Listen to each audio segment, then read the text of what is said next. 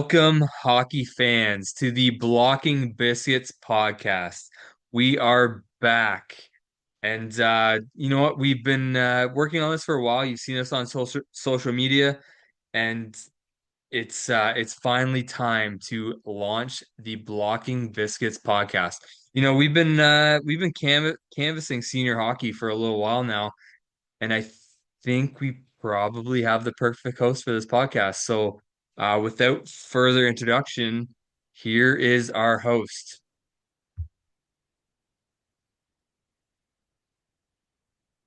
Oh, hello, Blocking Biscuits Nation. It's Treh Hamilton in the host seat right here.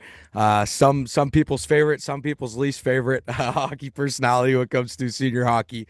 But at the end of the day, thank you, Brad. Thank you to the Blocking Biscuits people for bringing me in. Contrary to popular belief, no, I am not the one who was owning and operating the Blocking Biscuits page, but they reached out to me and have asked a few people if they'd be interested in hosting a podcast. And it looks like the dice have rolled and have landed.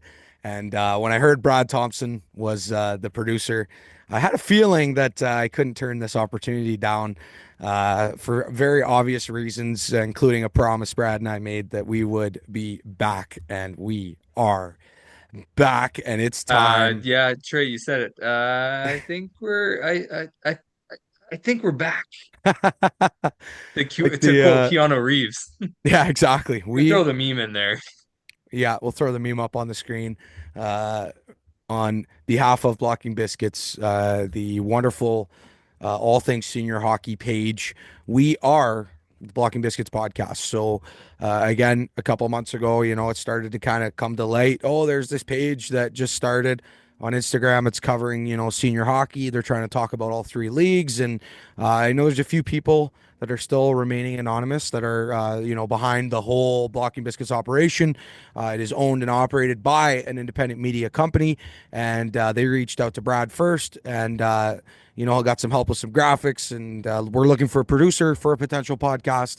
And yeah, through the canvassing process, I'm glad that they decided to hire me, but there were obviously a few very qualified candidates that you may get to see as well.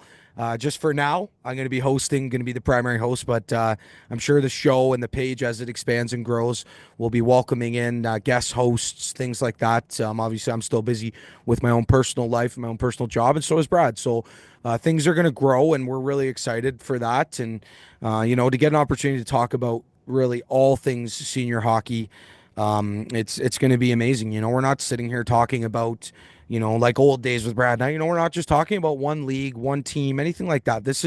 We're going to be talking about all things senior hockey from the NPHL, and this new Outlaw Cup coming up that people are really excited about in Smith Falls. You got the OEHL with the Paxton Trophy AA Championship.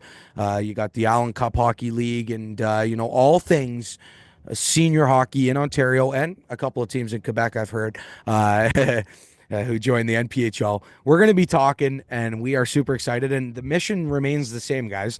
What the Blocking Biscuits page presented you guys right from day one was to bring senior hockey into one place.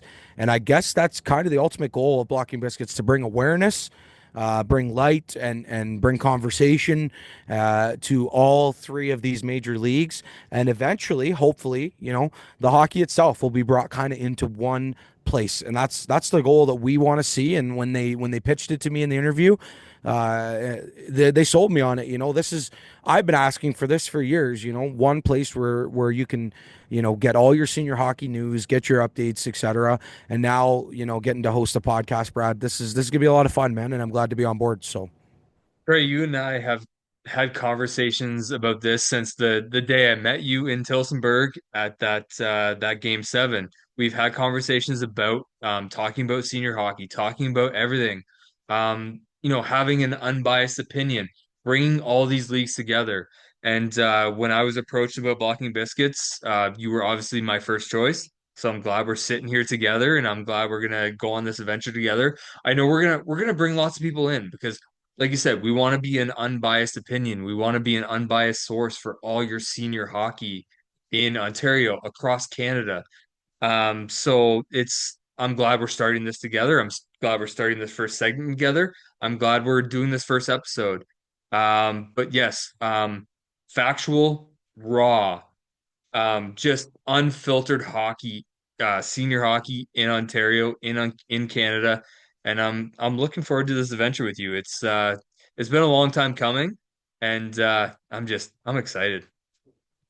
Me too. I couldn't get any more excited than I am now, and it's going to be an amazing adventure. And this episode, the first episode, we got a lot of very entertaining topics to talk about.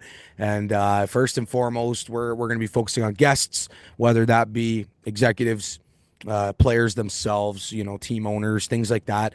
We are open to guests joining us. Shoot us an email, shoot us a DM on Blocking Biscuits. They'll let Brad know. We'll set everything up. If you're an expert on a league, or you think you're an expert on a league in one of these senior leagues, you want to have a chat with us, let us know. But first and foremost, we got to get ready and get lined up for our first interview segment of our brand new adventure here at Blocking Biscuits. We have the co-owner of the Northern Premier Hockey League, Mr. John Zinck, on the other side. Stick around, folks. You're not going to want to miss this. You're watching the Blocking Biscuits Podcast.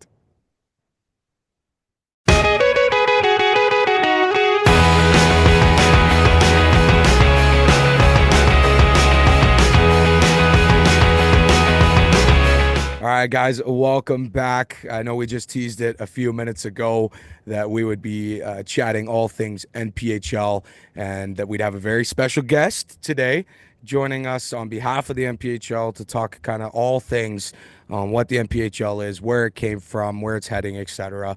So we're going to welcome to the show the co-owner of the Northern Premier Hockey League, Mr. John Zinck. Thanks for being with us tonight, John. Thank you. All right, John. So I just wanted to. Oh, sorry, I didn't mean to cut you off there. Go ahead. No, I was just actually throwing my keys on the table, so trying to get a little comfortable for you We're guys. just How are you guys we're today? excited. First guest on Blocking Biscuits. This is a monumental moment here, so we're excited to have you here, John. I feel Absolutely. honored. When Blocking Biscuits reached out to us about possibly doing a podcast for them, you were definitely one of the first people that we wanted to get in touch with because of kind of the change of scenery in senior hockey over the last year. And I guess that's kind of where I'm going to lead off the interview, talking about, asking you, John, how did you get involved? Tell us the story a little bit of the EOSHL and what turned this into the NPHL, the Outlaw Tournament, etc. But just take us back to where it all started, back with the EOSHL.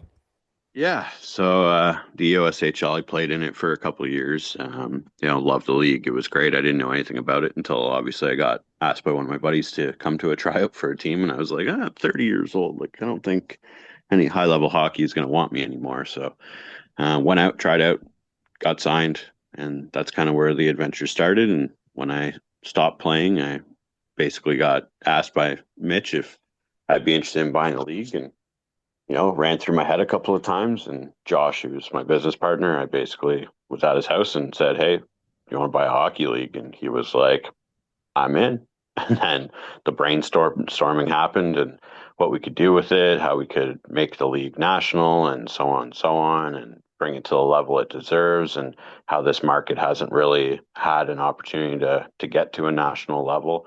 All the other leagues are just sort of coasting by, and a lot of people don't know about senior hockey, and we want to change that. We want everyone to know what senior hockey is, and just like the OHL and the AHL. So that's what we've been doing. For sure. And I mean, you see the good job that you guys did in terms of the expansion even last year with the EOSHL, and then now we turn it around and you guys moved west into kind of Brad and I's territory, which is probably the biggest reason why we're all here sitting down right now. And I wanted you to talk about the western expansion and the specifically the 8 teams that you guys were able to bring over and get that whole western side of it started. Yeah, so we saw there was a lot of potential down in that west side, and there was some stuff that people weren't happy about, and that happens in hockey in different leagues, and we just sort of gave them our feedback on what we thought the league should be like and what we're trying to do and the good things that we want to do for senior hockey, and a lot of the owners agreed with that vision, that goal, and they joined, and it was honestly, it's been amazing. Having one of the biggest leagues in the world in senior hockey has been fantastic in regards to fans and attendance and the teams, and the owners committing to get better every week after week. It's constant. We went down last week, and for 2 weeks ago for the All-Star game, we caught a Strathroy and Tilbury game, and it was great. Like, the owners have been fantastic. The expansion's been fantastic. Lots of buzz. I've been getting pictures and emails of social media and videos that people are getting, racking in tens of thousands of views. And, there's one video with Strathroy, over 1 million views. Like, the popularity is just growing. And, everyone down in the metro is just super excited. All the owners are super excited. Everyone seems to be having a great year. Yeah, it's just been a blast. See our goal from a year and a half ago to get to where it is now. It's honestly been a remarkable ride. Sorry, Brad, you're muted. Jeez, That that's a should be fine. fine. Are we doing fine systems? Because you Oh, know let's what, it not was get back bad. into that. It was bound to happen. But you know what, John, you mentioned the social media aspect. Just not to get off topic here, but yeah, the people who do the social media and the video content, especially in the metro, and I know in the capital as well, it's bar none, and it's good to see. Yeah, absolutely. Yeah, like when we bought the league from Mitch, we tried to work with the guys over in the WSHL. We offered to buy them out. They declined. Um, that's kind of where we're at right now. You know what I mean? Then it just word got around that we were trying to buy the league, and owners reached out. We talked to them, told them our goals, and that's how we got to where we are. And I said, I love the Metro. I love all the teams, and I think it's been a great addition.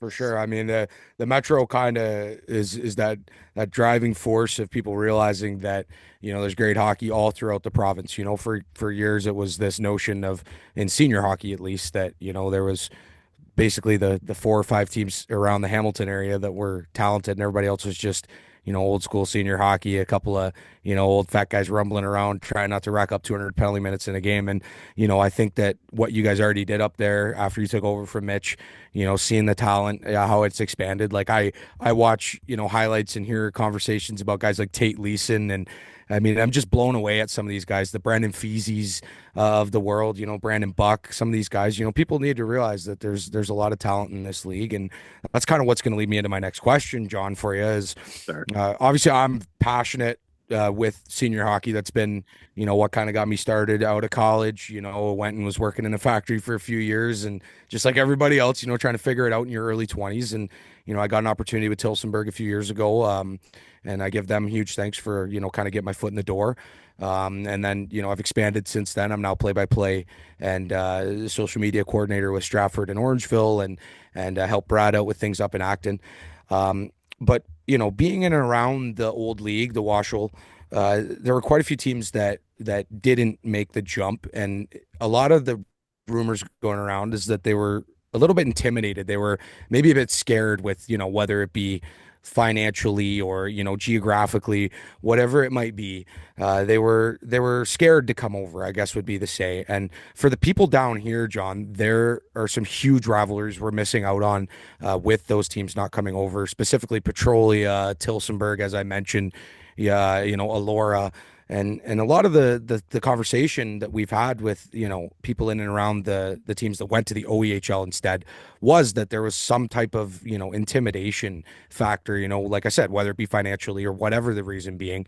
I wanted to know, were you guys close to bringing some of those teams over? And I know you can't tease too much, but is there a plan to continue to expand the Metro and maybe try to talk to some of these teams about your vision, bringing senior hockey to one big market nationally? What's going to be the message to those teams that went over to the OEHL and kind of skipped out for whatever reason it might be?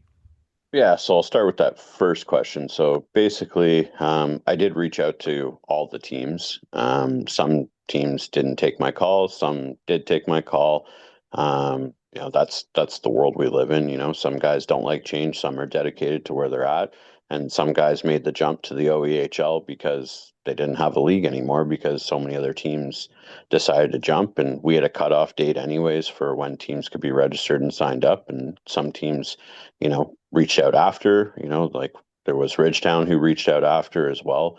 It was beyond our threshold. We couldn't bring them over.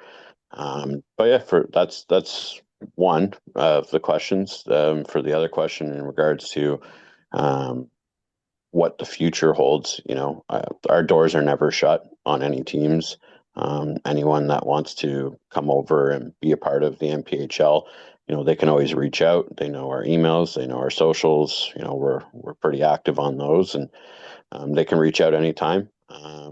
You know, as far as them being intimidated by the financial stress of being an owner, they already have that already um, in the current leagues that they're in. That's just any business owner.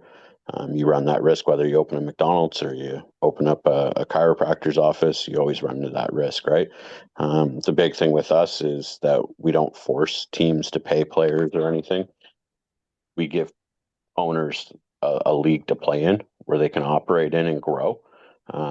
Just like anyone else, all the owners of their own individual businesses, they can choose what they want to do if they want to pay players or not.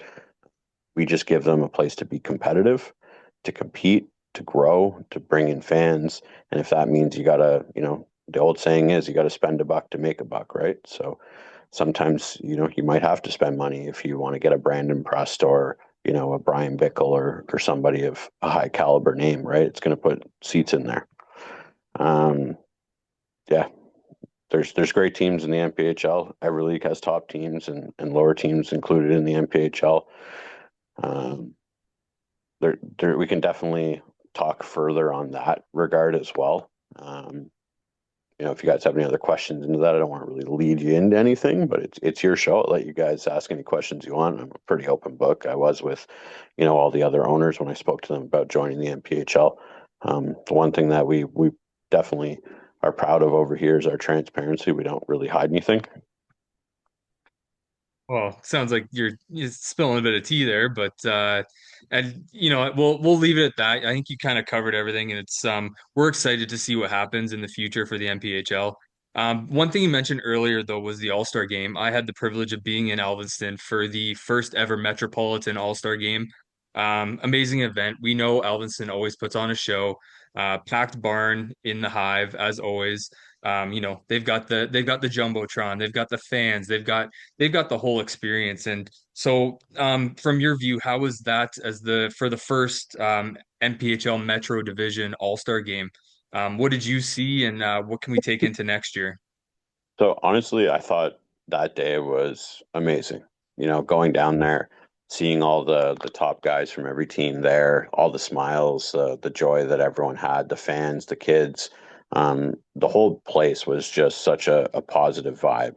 Everyone had a great time. For it being such a long event too, like it's not a short event; it's very long, and the arenas are cold. To ask fans and stuff to come in there and experience that for 5-6 hours, it's a lot of them to ask. And everyone was there that was there was more than happy to be there, and that was just something I really appreciate with the fans down in the metro.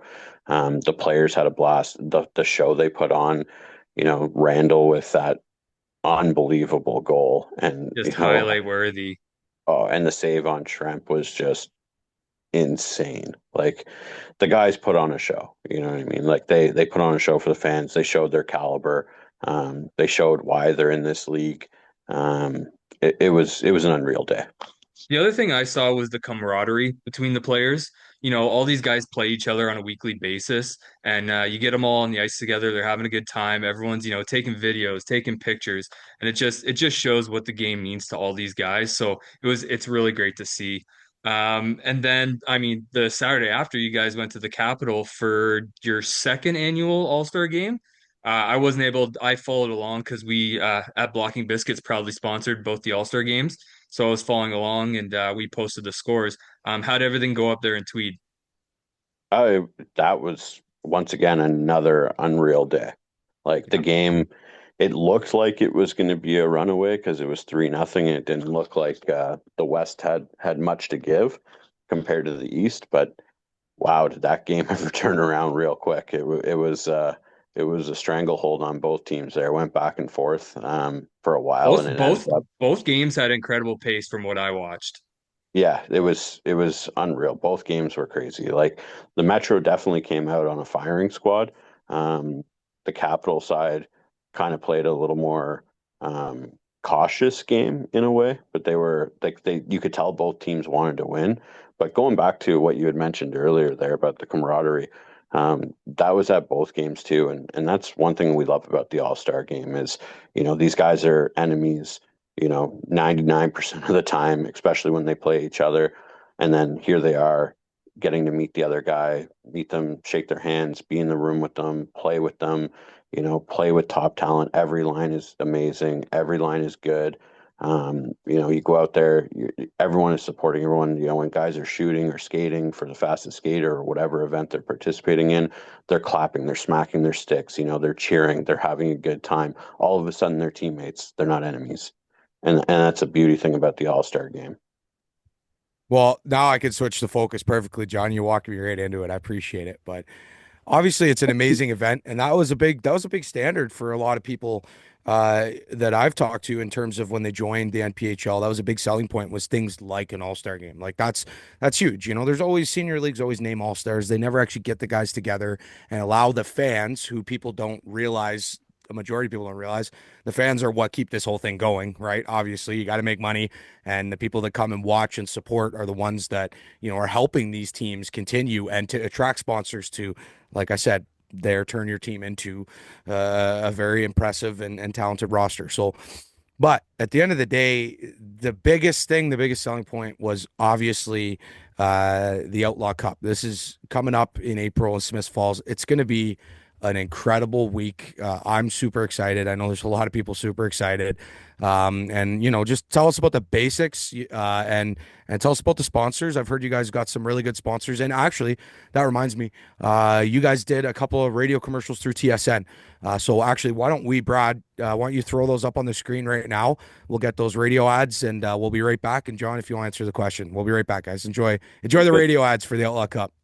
The NPHL North and South divisions are on fire. The Blitz are leading the North. The Killer Bees dominate the South. Now the league's best collide at the All-Star Game January 10th in Alveston, Ontario. Tickets available at nphlhockey.ca. All right, those are awesome. That was really cool. I'm so glad that TSN's on board. John, why don't you give us the list of some of the big dogs that are going to be hopping on, and the sponsors kind of prove that this is really going to be a big tournament. Yeah, so obviously with the size of the league and the talent that's spread out across all the teams, it's generated a lot of buzz with some big companies. We have companies like Coca-Cola, Domino's, TSN, Labatt has jumped in as well as a beer sponsor. There's many other companies as well that are locals and whatnot that have come together to participate in this event because they see the potential. They see that the big dogs are involved as well. It's an opportunity for us, as I said, like it's another piece to the puzzle of when me and Josh decided to start this league. We decided we were going to have a tournament. We wanted to see who has the best team in the province, see who has the best team in Canada.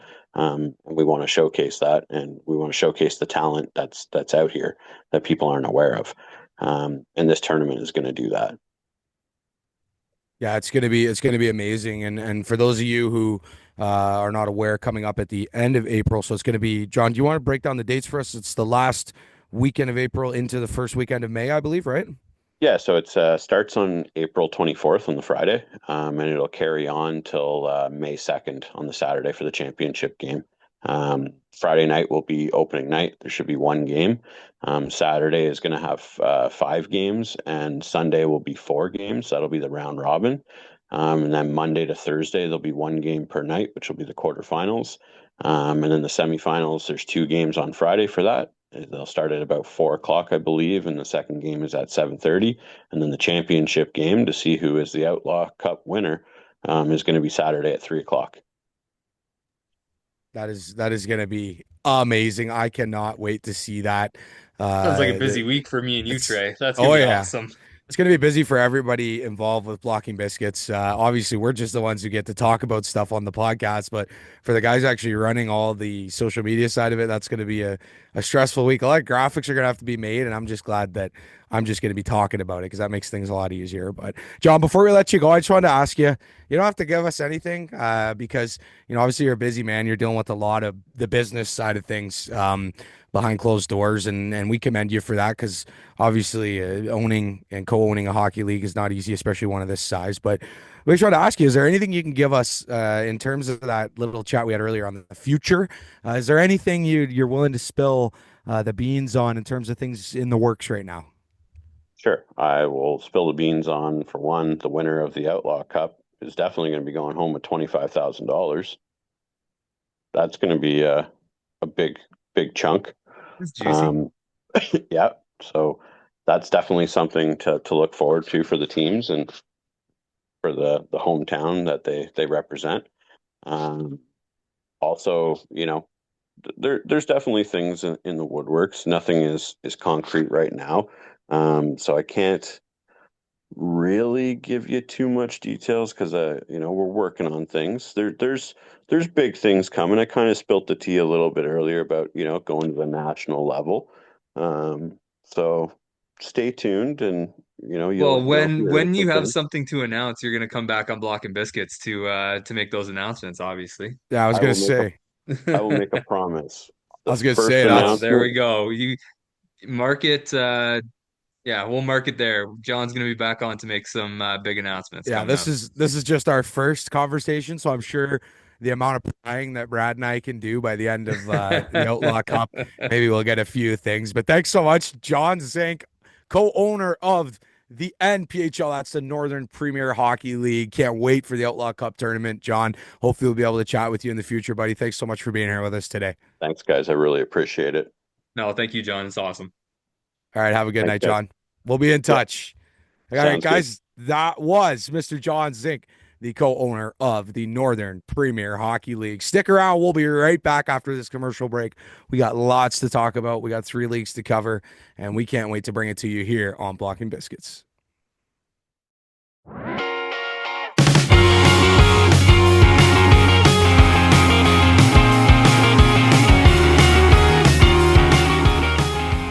Oh man, Brad, what an interview with John Zinck, the co-owner of the NPHL.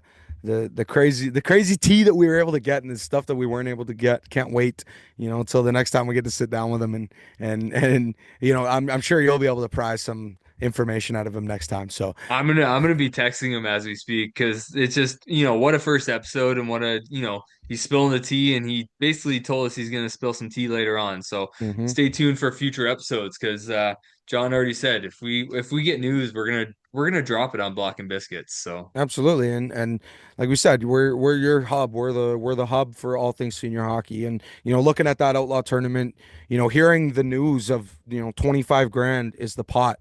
I mean that's no slouch. You split that amongst your team and coaches, whatever.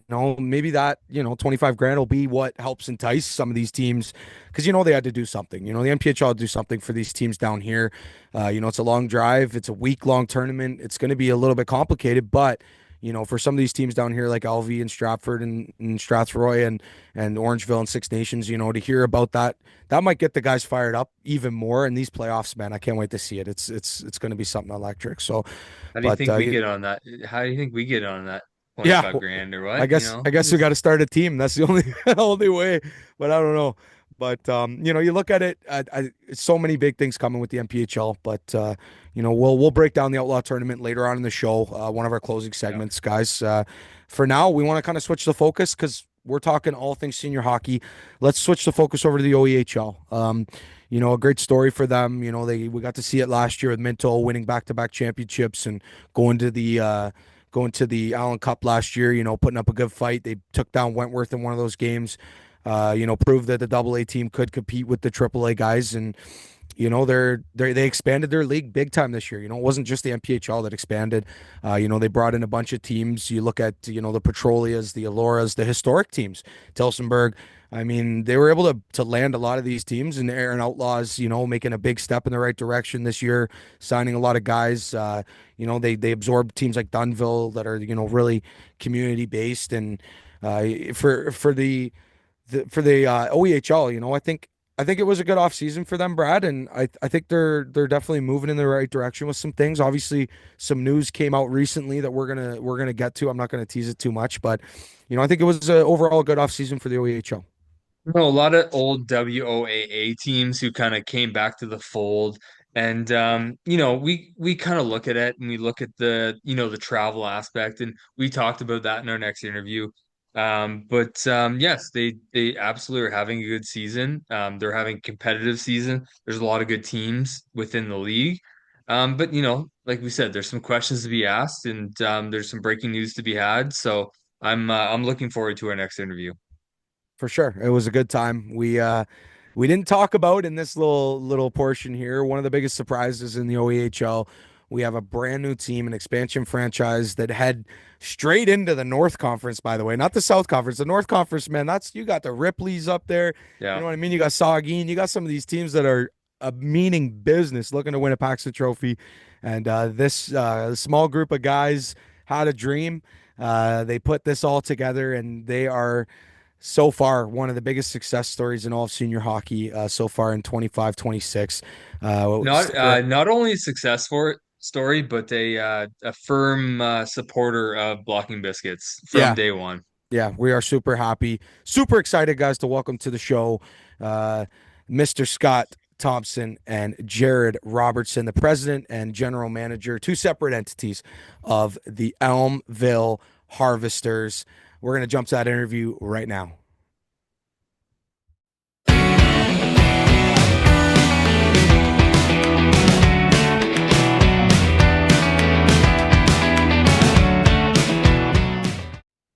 All right, everybody, welcome back to the Blocking Biscuits Podcast debut episode.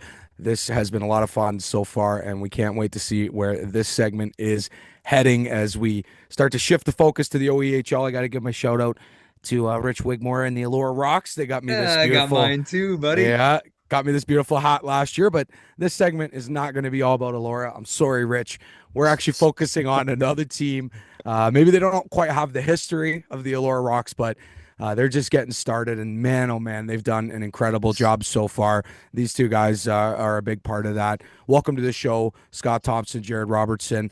You two guys, again, are doing an incredible job up in Elmvale with the Harvesters. And I wanted to ask, just introduce yourselves and tell us the story of how the Harvesters came to be in the OHL this year. Yeah, so like I said, Jared Robertson, I'm the general manager, and I also play defense for the team.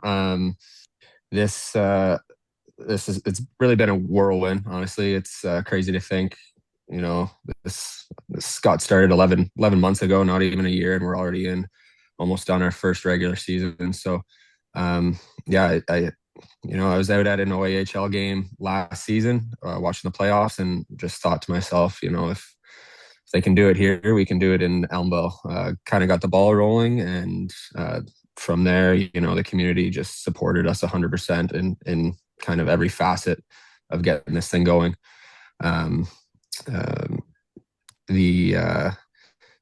I said, the community support's been amazing. Everybody I approached basically immediately jumped on board with us, including Scott, who's been a huge driver in the success of this team, as well as the rest of our executive volunteers and everything.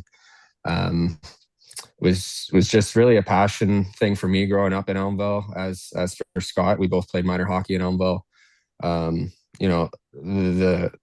Elmvale is just a hockey town. I always knew that the community would come out to support. They'd fill the barn for a midget double B game.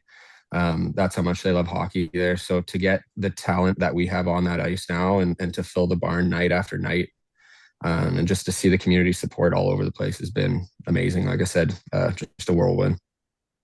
So Yeah. you kind of touched on something there. Being a new team, I've been a part of a bunch of new teams, Aaron, Orangeville, all over the place. How was recruitment for you guys? Like you said, you guys grew up in Elmvale. A lot of local players. Did you have to recruit outside, or how did that all come together? Yeah, so I played junior C back in the day locally here. Through that, I've a lot of contacts that either came through and played higher or stayed in junior C. That all were kind of local for the most part. It was kind of low on my priority chart when I was getting things going here. First year teams aren't really expected to be um, contenders, I guess, right out of the gate. Trust me, I So, know. so I was just, I was more focused on building the organization and stuff like that, and getting the right people in the right places. But the team just came together, pretty flawlessly. There's in this kind of hockey, I think players bring players. That's a big thing. Like, guys want to play with their buddies. For our area, we're really lucky in where we are. We have Barrie and Aurelia to draw from, Midland, Penetang, Wasaga Beach, but like half our roster is guys from Springwater Township, where Elmvale is located. So it's pretty cool. And then everybody else is within 20 minutes of here. So it's pretty cool to have this many local guys. And like I said, half the team I got to play with at some point in my career too. So that's pretty cool. Um, yeah, Scott. Yeah, just to kind of feed off that a little bit. So big kudos, obviously, to Jared. Like you said, he came up with the idea, went to council to get the approval, kind of really drove it. And at the end of the day, we didn't have a big runway to pull it all together. It was pretty, by the time we got the final approvals, the season was about to start within like 60 days. So the team that we kind of rallied together to make it all happen was huge.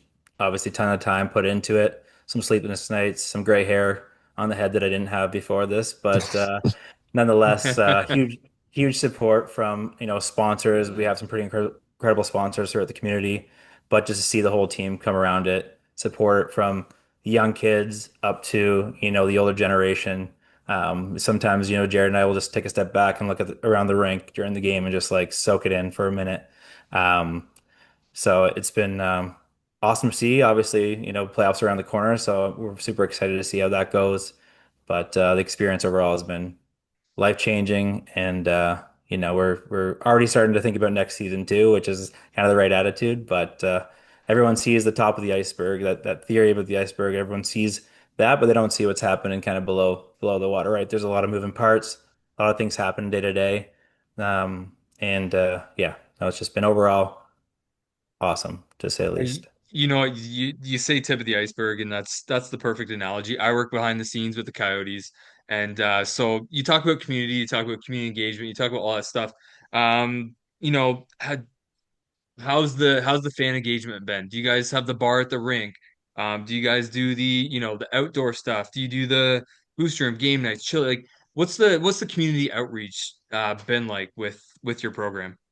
Yeah, so I mean, the social media always has been a big push and a heavy engine that's kind of spreads the word right from the very get-go, and it continues to build, which has been key. We have a combine club, which is the booster. It seems to get a lot of traction. On the Saturday nights are typically pretty busy. Sundays not as much, but that's been pretty much full.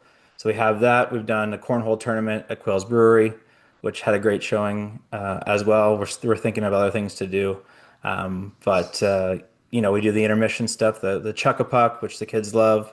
It's always pretty entertaining, and we have platinum sponsor nights throughout the year too, which has a different theme each time, which has drawn different people to the arena, whether it be for supporting the food bank or whatever the case may be. So we try to keep it as engaging to get people in the seats for every single game, and I basically watch the ticketing platform like a hawk throughout the week to make sure that we're selling what we need to sell, and it's been incredible every single time. So I wanted to Welcome to ask, sorry, welcome to my life every week. Yeah, just I'm on front door. It's a whole thing. But Trey, before you ask your question, I just wanted to say, in terms of the social media and everything you guys are doing, it's amazing.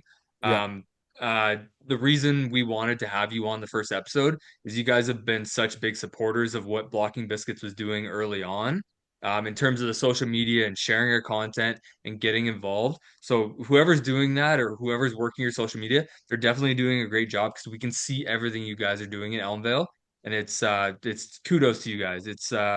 It's really great to see that from a new team in the league. Yeah, you guys are Yeah. knocking it out of the park. I don't know who's running the actual social media accounts because I have a feeling it's neither you two. I don't know. You guys are No, awesome gentlemen, but I just have a feeling it might no, not be no. you guys. Shout But out, no, shout out Rory and Darcy for that one. There They're you go. killing it. Shout out They're crushing it. Rory and Darcy. thank you to Yeah. Rory and Darcy because you guys are, that's one of the biggest criticisms people have had on the OEHL over the last 5-6 years was social media started to take over. That's how you get the attention of the youngsters. The youngsters are the ones who bring their parents. The parents bring their friends. They have a couple of beers at the game, enjoy hockey. But at the end of the day, it's the youngsters that start that, right? And the fan bases that we've seen throughout senior hockey grow to these astronomical levels. For example, Elmvale over in the other league, same thing as you guys, tiny little town, but they targeted the youngsters. They have a great social media presence, and it just took off. And you guys seem to be heading in that same direction. And I mean, we've looked into attendance numbers, and you guys are right now at number 2, behind only Elmvale, who right now is one of the top teams in the whole province in terms of senior hockey. So that's definitely something that you guys should be proud of. And I wanted to ask you kind of on that side of things, what was the inspiration behind the social media? Is it, I see you guys doing the practice videos, like doing the little mic interviewing the players at practice and stuff like that. Like who came up with that? Was that the social media team, or is that something you guys are pushing and they're just kind of taking care of? Yeah, no, social media team has been crushing it. That was all them. We kind of did Rory had done a video at our fall fair that our team was in the parade there. Again, going back to community engagement, and kind of got one of our players, Riley Pitt, to go around and interview some some locals and just seeing what they were doing on November 1st, which was our home opener, and that got a lot of traction. And then from there, I think yeah, she has a great imagination for this stuff and does a lot of research on what works and what doesn't. So, every week she's coming to us with new ideas and new things to do to engage these fans. And like you said, it's such an important part, especially in this day and age, to get that attention and then retain it. So It's a great combination of, social media, Rory and your team, but it's also player engagement, right? Too, the players have to want to do this. They want to have the mic stuck in their mouth, and what's your pregame meal? What's your this? Or they go to the Santa Claus parade. So it's great to hear that you have that buy-in from your team because that really, like you said, the community outreach portion of it, it really helps. And I mean, second in attendance, it helps put butts in seats, right? It gets the community involved and makes them feel like they're part of something.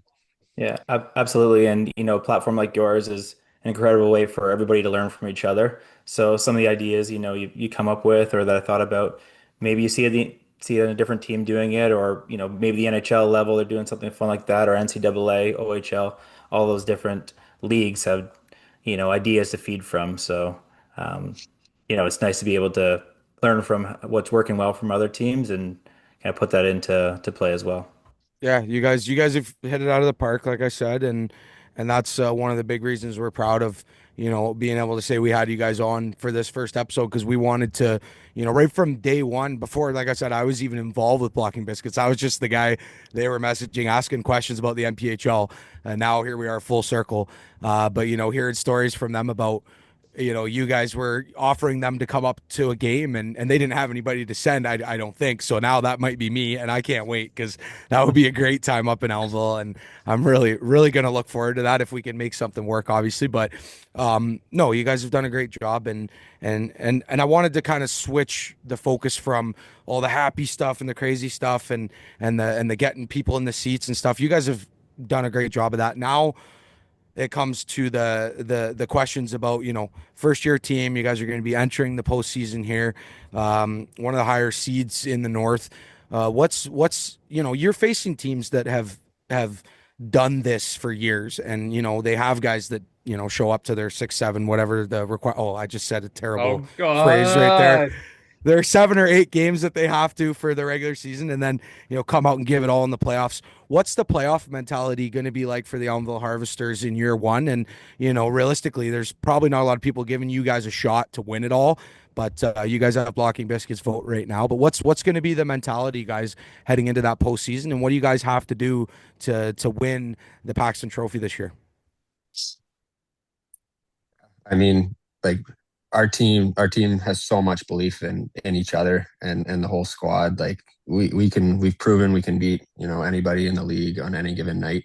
Last weekend, 2 weeks ago, they're taking down Ripley, the number one seed, beating Minto twice, who's the back-to-back JF Paxton champions. Like the room knows we can do it, and everybody is so bought in, and they have, like, this is the tightest group I've ever been a part of, and it's cool. It's cool from seeing it from the GM perspective, but it's also unreal as from the players, being a player and being in that room and seeing how close everybody came in such a short time. Like, yeah, no, we're definitely going to push hard and I think make some waves. And like a team, even like a Saugeen Shores, who's a top contender every year for the last 10-15 years. We're not going into it scared. We're going into it with the confidence that we can keep up with any team and push for the championship. So you guys, obviously, you're talking about the hockey side of it, the structure, putting a winning product on the ice, and heading into the postseason. It's obviously going to be intense. But I wanted to ask you guys, like, I know a lot of senior hockey teams don't practice, but I know a lot of the small town teams do, because a lot of the guys are fairly local. Is that something you guys do? Do you guys run a few practices, and what's the attendance like at the practices? Because it seems to be what you guys are doing on that side of things. It seems to be translating on the ice. Yeah, no, we do practice. We try to get a practice in once a week. It's just, again, it's the hunger from the guys. If the guys weren't showing up, then we wouldn't be booking practices. It's as simple as that. But the buy-in is there every practice. Guys are showing up in snowstorms. Guys have to work the next morning. They're showing up for late practices. It's great to see. Like I said, that buy-in's there, and everybody's willing to make some sacrifices. What time are you guys practicing? It varies. Usually 9 to 11 ish. Sometimes they start at 10 on a weekday, like last week. But yeah, My biggest issue, finding practice ice that we can get guys out to. It's what, in all senior hockey it's tough. Obviously, finding ice around minor hockey has always been tough, but I'd find, just working on this side of it, finding practice ice that everyone wants to come to, 10:30 on a Tuesday night just isn't the most ideal time for guys who have to, go to work the next morning. So yeah, exactly. Yeah. Well, Scott, sorry, you were just about to go ahead. I was just about to ask you. I heard Jared talking about the snowstorms.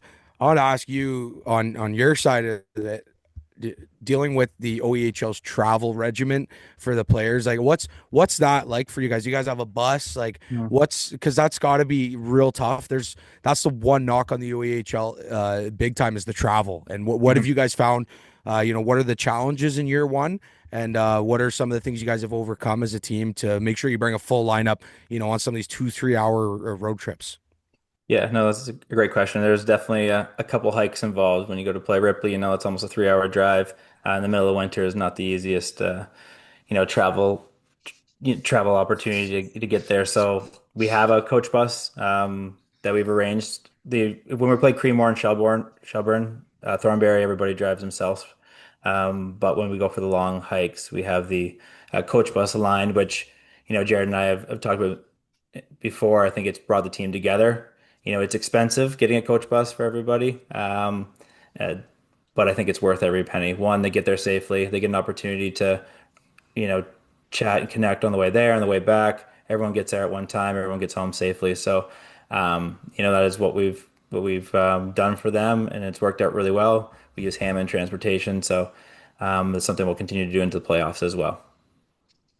Any chance of a fan bus in the playoffs, or what? Mom and dad bus, or Oh yeah, I think Yes. we have the interest. We could fill one of those pretty easily. Absolutely. Well, no, hey, we've seen your fans, we've seen the social media content, we've seen the following. I think you guys could pack a fan bus pretty easily for a away playoff game there. Well, It might be a school bus, but yeah, that's how you got to do it. I mean, you guys As turned long as, as into. long as there's a cooler at the back, I don't think Yeah, anybody's gonna exactly. complain. Hey, let's not talk about that on the air here. We'll go off the air for all the fun stuff in the back of the bus. But no, in all honesty, you guys have done a great job with that, and that's one of the things that we compared you guys because we're not super familiar with the OEHL personally. The Blocking Biscuits guys that run the social media, I think, are a little bit more familiar just from all the conversations with you guys, and following everything so closely. But you guys mirror to us what we saw with Alvinston when they first came out. I already talked about that. I'm not beating a broken record here. But that was one thing they did was fan buses in the playoffs. And let's just say that now every team in their now league, NPHL, wants to play Elmvale in the first round because they're going to bring a couple hundred of their own people. And that's just so special. That's what senior hockey is all about, man. And you guys have really, really nailed it. So before we let you guys go, I know we're running short on time here. One thing we did want to talk about kind of on the OEHL side of things, league in terms of the league itself, was we just heard the announcement was just posted on the website that the OEHL is not participating in the Allen Cup this year.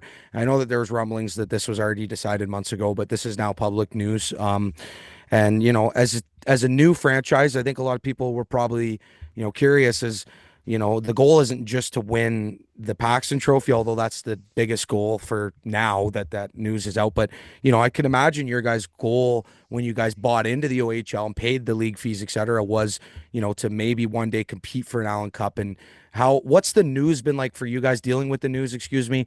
Has it been challenging for the boys to know that now they won't get a shot to win Canada's second oldest hockey trophy? I can take this, Scott. Yeah. Definitely, it's part of the reason why we joined the league. Like that was a big opportunity to play for a national championship. You know, it's tough because to even make it there, you have to go through all these hoops. You play 4 rounds of a 4 to 7, and then all of a sudden you're playing a AAA team. With guys from throughout the OEHL that might not have played together ever. And try to beat them, and then you go on to then play in the Allen Cup. So I mean, it'd be quite the journey. It'd be pretty cool, but at the same time, that's asking a lot. Just making that jump from the AA to the AAA. One thing I would really like to see the OHL pursue is a AA national championship. I know there's teams across Western Canada as well as out east. There's leagues out there that are AA. I think there's interest, and I think keeping a team in their league in a AA instead of making that jump to a AAA makes it a little bit more competitive. But one day, obviously, a national championship would be awesome to be able to compete for. Sorry, I don't want to pry. We're just getting into this. Did you guys have a vote on that, or was that something when you came into the league they said we weren't doing it this year, or? Yeah, it was a bit of a surprise to a lot of guys, I'd say. I think there was a committee put together to see if they could make something work between the OEHL and the Allen Cup League. Obviously that nothing came to fruition on that. But the league has been open to listening to their teams and trying to make a push for what the teams are interested in. So yeah, there was a push from the league to try to get something set up. Just didn't happen this year. Yeah, it's obviously unfortunate because, we saw what Minto did last year. It was special. I mean, they went in, they beat Wentworth in the tournament. I know they didn't play in the final, but they made a run for it, and they proved that the AA system can compete with the AAA guys. Obviously, all the hoops, like you said, adding 5 guys from other teams, et cetera, that's all crazy. And obviously I support what you guys are saying. I think Blocking Biscuits as a whole, that's kind of the goal, right? Is exactly what you guys are saying.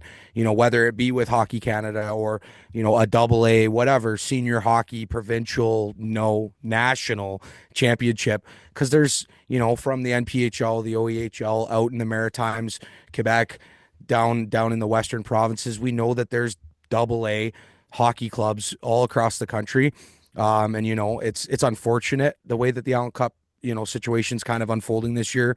Obviously there was big news also with the teams out east. We're not going to get into that with you guys because we got our own segment on that. But It's unfortunate, but at the end of the day, we do hope that, the Blocking Biscuits vision is eventually seen by senior hockey across Canada, and we can really bring all these teams together into one place, and not only to play against each other, but just to respect each other and understand that, this is a community-based sport.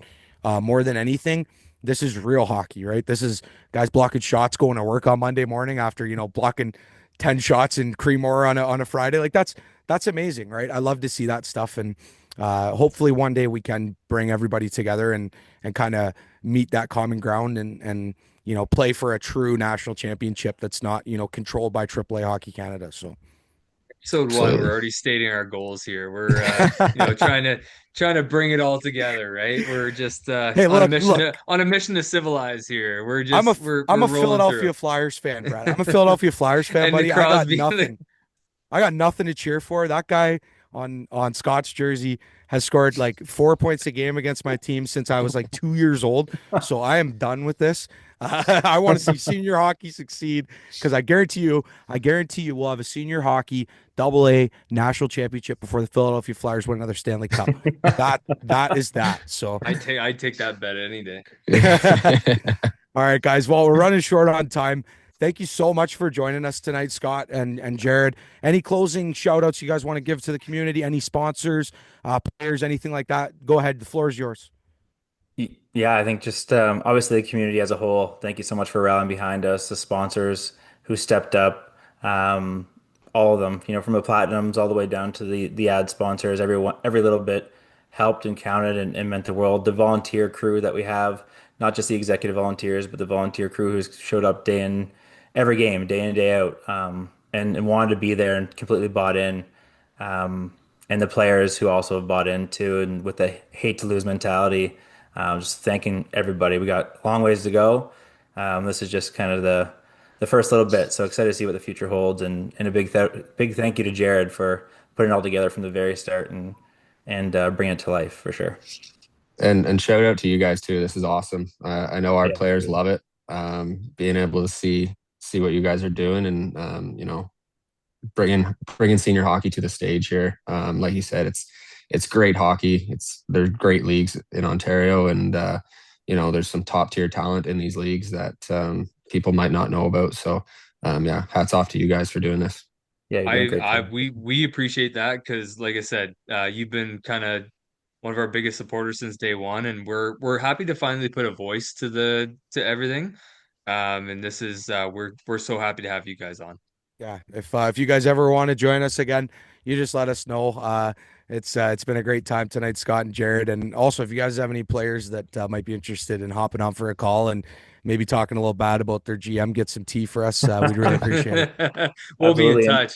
But We'd love to have you. we'll also be making the trip up to Elmvale. I think that's going to be happening very soon. I was just going to say that we'd love to have you there. Take care of you. I'll give you the Anvil experience. Yeah, Well, it's my a only great time. my only deal I always have with teams is they have to give me a jersey. I don't need anything else. Oh, They see, just need to give me a I just jersey. like a hat. I'm a hat guy. This guy's so cheap, eh? Look at this guy. He's a cheap date. Hey, He's a cheap nicest date. hats in the game in Elmvale. With Yeah, Oh, so there, Rick- yeah, I Rick see the Road one hat. Scott's got there. That's beautiful. Yeah. That's Never all mind. I asked for. I'll take a hat at this point. That is beautiful. Sorry, Rich. I'm gonna cover this up. But thanks so much, Scott and Jared, for joining us tonight here on Blocking Biscuits, episode 1. This has been a great time, boys. I hope you guys have a great night and just keep doing what you're doing in Elmville. Keep working, keep bringing the fans, and hopefully you guys can make a run for the Paxton Trophy this year. Thank you so Appreciate it, much. fellas. Have a Appreciate great you guys. night. Take care. Thank you. All right, guys, that was Scott Thompson and Jared Robertson with the Elmville Harvesters. You're watching the Blocking Biscuits podcast. Stick around. We'll be right back with much more conversation on the other side.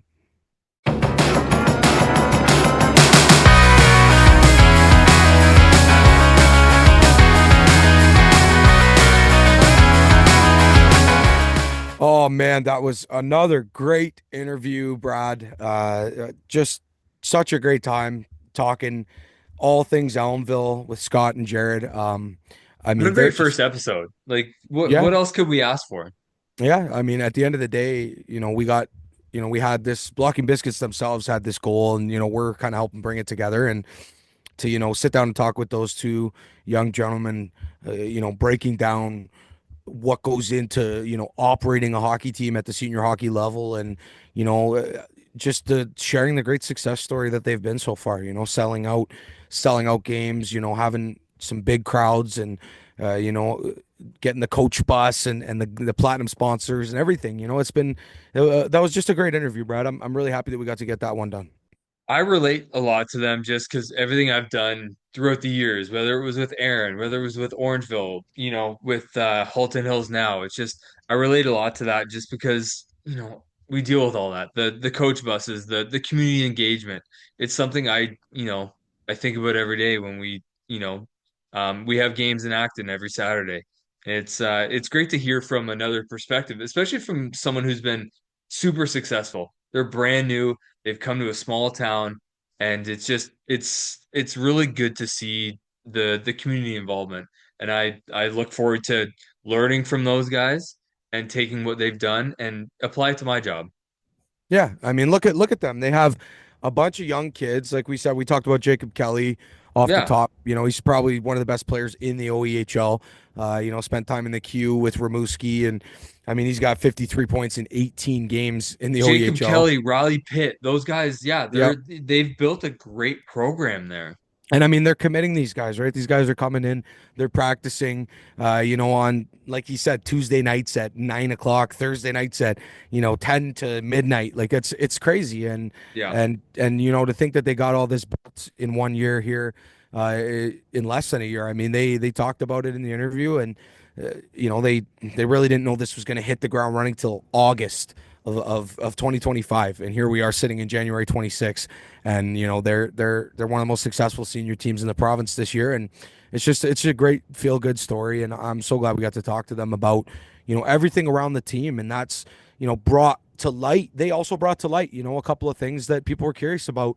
You look at the OEHL's decision to back out of the Allen Cup this year, and whether that be the fault of the OEHL, the high ups in the OEHL, the executives, or whether this is an Allen Cup issue itself. This is the second oldest hockey trophy, only to the Stanley Cup, that is still awarded to this day in all of North America. So it's crazy to think about. 1908, right? Yeah, Trey, yeah. so It was first awarded in 1909. Like, it's just insane to me that it's a big opportunity, and I'm glad that Scott and Jared were able to reiterate to us that it was definitely a little bit of a disappointment for them and the team, that they had this idea of coming in and in their first year getting to compete for a AAA national championship, and like they said, they were a brand new team. Nobody gave them a shot from day one, but here they are, still one of the top seeds in one of the toughest conferences across senior hockey, and they wanted to compete for an Allen Cup, and now that doesn't get to be reality, and it's a big part of why they bought in, right? And I'm sure that there's other teams out there that are probably having the same frustrations, like Minto. I mean, you look at Minto; these guys just went to the Allen Cup last year. They feel like they can compete. They had a bit of a so-so well, no, start to the year. they competed in the Allen Cup last year, Yes, right? Like, that's what I'm saying. They were just yeah. there, and they would have had an opportunity to go and maybe go ahead and surprise everybody. With the nice late season run, like we always see in senior hockey. It's always the team that sits around 500 that has a lot of really good players that goes on these playoff runs. But you think about Minto, you think about Ripley, the stories of these small towns, Elmvale. We just heard it right from the horse's mouth that they wanted to compete for an Allen Cup, and they might not get a chance to ever do that again. And I mean, that's big. It's a small window, Trey. Senior hockey is a very small window. You have so many guys who, these guys have day jobs and they compete and they want to keep playing. But senior hockey is always a small window. You get so many players who come from Europe or who come from the pros, and it's you need to strike while the iron's hot. Yeah, so it's a big missed opportunity, and I do feel for the guys in Elmville. My Yeah, of advice, course. is just hang in there. Obviously, they touched on it as well, that behind closed doors, we don't know what's going on. There's always things in the works, across all of Canada in senior hockey, and they touched on it that maybe we can reach a point where there's a double A championship. And it goes coast to coast. It's a 4 leagues, whatever that might be, whatever that looks like. We're definitely excited to see what the future holds. And for Elmvale, you got to think of it from the perspective of they just started this year, but they're already so successful within the community that they're able to come out and say things like this and be confident and proud of it. And we're happy that we could bring you guys this light on Blocking Biscuits. That's kind of what we're here for. We're here to bring you guys the news, right? Like in our past experiences, Brad, we were just redundantly talking about scores and a little bit of news. But here, what we want to do is we want to bring light to the good, the bad, and the ugly in all 3 leagues of senior hockey, and that's the biggest thing. So for Elmvale, that's like I said, I'll close my thought on that with I just hope for them, just keep your head up, go try to win a Paxton Trophy, and whatever happens with the Allen Cup and the OEHL, there's always future opportunities, and it's good to know that their voices are being heard, and that all 3 leagues, there's people in the Allen Cup that are going to be watching this,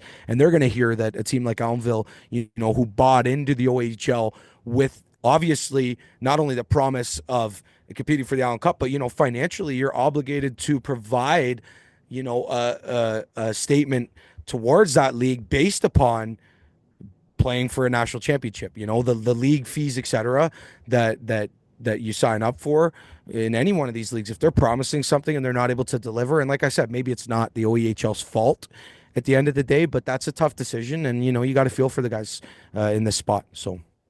Sure, listen, that's kind of the difference with Blocking Biscuits. We want to report. We want to bring everything together. And in the past there may have been podcasts that were silenced. It is what it is.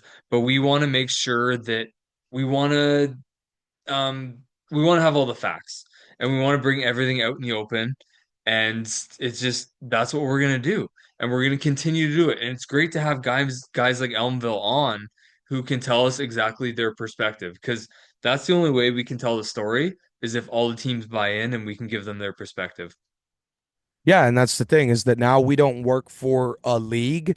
We went through it last year where, there was a lot of censorship issues, and I'm sure everybody that's going to be watching this is aware because it was big news. It made the Allen Cup Forum.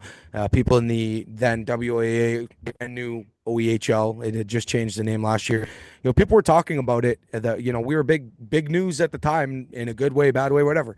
We want now to be in a place where we work for a media company that asks us one thing, and that's to cover all 3 senior hockey leagues in Ontario/Quebec right now, and bring news to light. And at the end of the day, like we said, we're going to continue to work towards that goal, and hopefully for the people at home, the people that are watching, they can appreciate it, and stick with us.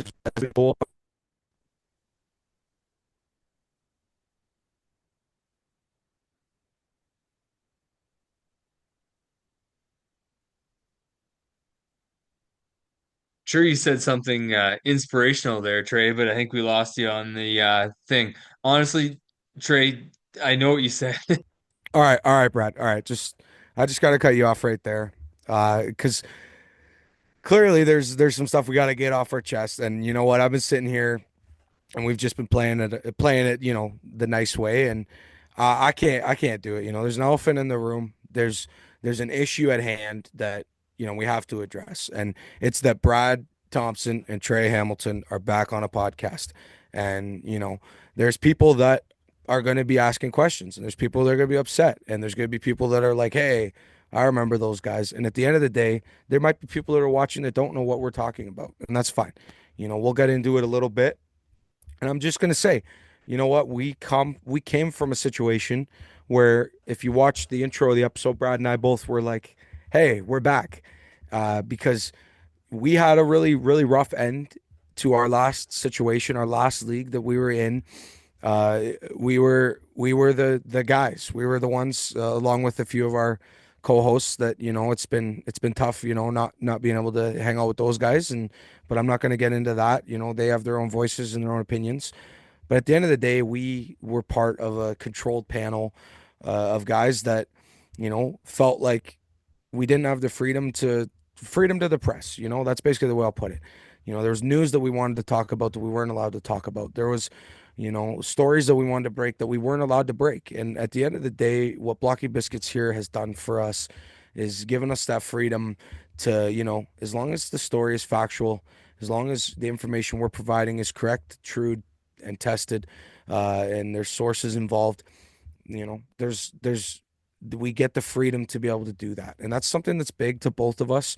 And that's a big part of why I came on board and why Blocking Biscuits was able to convince me to be part of this thing. And I'm sure, Brad, I'll let you get into your side of it, but that's a huge reason, is because, we went from guys that were kind of told what to say. And, both as members of the media, as members of the press, in terms of, senior hockey, especially the former league, branding itself semi-professional, which was a bold statement right out the gate, to have a media team that but you know what? At the end of the day, Brad, the opportunity that Blocking Biscuits has presented us to come in and be able to have a real feeling of freedom of the press, which is literally a right that we have in Canada in the Charter and the Bill of Rights. So to have that opportunity, though, seriously, man, all jokes aside, it means a lot to me, and I know that it would mean a lot to you, because we were fed up with the way that we were being controlled. And at the end of the day, we don't work for a league. We don't work for one president or one owner. At the end of the day, we're here. We're presenting the news as it comes to us. We're hearing the news. We're getting the sources. We're bringing it to you guys. And Brad, I'm just happy to be a part of this. Honestly, Cherry, when I learned that it was going to be you hosting the show early on, um, me being your executive producer, that was exactly everything I wanted, because the way we ended everything off on our last show, we basically said we'd be back, and hey, we're back. Um, and no, we're gonna be unfiltered. We're gonna be unbiased. We're gonna report the news, and we're gonna have players. We're gonna have coaches. We're gonna have GMs. We're gonna have owners, and we basically just we want to roll through this whole thing with an unbiased opinion, and just want to give the fans what they're looking for, and that's just an unbiased opinion. And I'm really looking forward to it, and just everything that you said is just it's everything we've been working for and everything that we weren't able to do last year. And I'm truly looking forward to everything we're doing this year. Yeah, and that's what we're doing here Yeah. is we're look at the power rankings with Blocking Biscuits. Obviously, I got to be a part of it by giving my input on the NPHL side of it, Yeah. and I thought they did a really good job. I don't know who they reached out to for the Allen Cup and the OEHL, but I'm sure they reached out to people. And look at the conversations that it started on that first power rankings. That's what we're here for. We're not here to stir stuff up. We're here to bring everything together. And you know what? If they think that Smith Falls is the number one ranked team in the province and Stony Creek has a problem with that, or Wentworth has a problem with that, let's bring it to light, right? That's We're that's we're that's we're what we're we're saying. we're sparking conversations, and Yes, we've already said this in this podcast. We want to bring the three leagues together, and we want to have conversations with all the fans. exactly. Because at the end of the day, all three of these leagues have guys that grew up playing minor hockey, playing junior hockey, playing in major junior, playing overseas, playing in the NHL, AHL, ECHL, you name it. And Yeah. all these guys have come home, they've started families, they've got married, some of them have started careers, businesses, but they love the game of hockey and they're willing to play full contact, lay it on the line, block shots, all this stuff, and they're willing to do that for you at home, to go and spend 10, 12, 15 bucks to go watch very entertaining hockey. And it's something that I think that bringing it all to light so that maybe people up in Shawville, Quebec can watch this episode and they might not even understand that there was a team, or they might not even know there was a team in Elmvale, Ontario, with its massive population and its amazing. But at the end of the day, that's what I'm trying to say. What we're doing here is we're trying to report on the news across all senior hockey. B, we're trying to include all three leagues at a fair and unbiased status. And C, we're trying to bring the fans into one place so we could start conversations, important conversations about topics that need to be addressed. That sometimes, if you're an Allen Cup analyst, you're not going to talk bad about the Allen Cup. If you're an OEHL guy, you're not going to talk bad about the OEHL. If you're an NPHL guy, you're not going to talk bad about the NPHL, because you are being paid to talk about that league. We want to be the guys that, I'm not sitting here saying we're going to talk bad about these three leagues. If there's news that needs to be addressed amongst these three hockey leagues, we will bring it to you, and you guys can trust us because we're getting sources. We're getting our information from sources within those three circles, from owners, from guys that may want to remain anonymous, but they're bringing us this news, and we don't have a owner of past league to sit here and tell us that we can't talk about this stuff because it's going to spark controversy. At the end of the day, if you agree with us or disagree with us, that's your opinion, and we'd love to hear it in the comments, etc., etc. At the end of the day, that's what we're here for. And Brad, that's what I'm excited to do. Trey, I mean, you laid out our entire business plan, and it's just like, but we need to start. We need to start reporting the news, and it's here we go. Let's start with the OEHL not participating in the Allen Cup this year. We talked about it. So where, like, I mean, we talked about it with Elmvale, and they weren't, included in the conversation. But Why don't that's just, wait, let me cut you off.